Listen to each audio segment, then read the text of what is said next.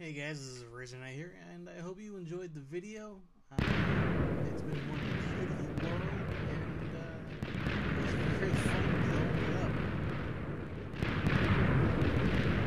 It's kind of hard to talk about explosions, it's quite distracting. So yeah, pretty much the video is over. We're just gonna do some aftermath viewing. It hasn't finished rendering it out at all.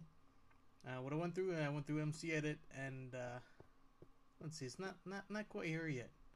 Here, the video is still rendering out. The explosion is pretty much frozen, going very, very slowly.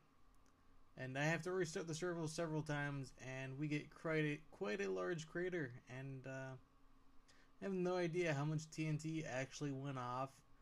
But there was an insane amount planted, and I really wanted to figure out how much I could set off, but I wasn't able to do the math.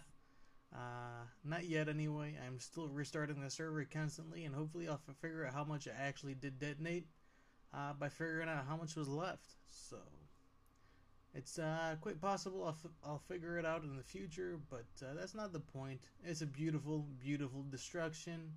I hope you guys enjoyed the video. And until next time, have a nice day.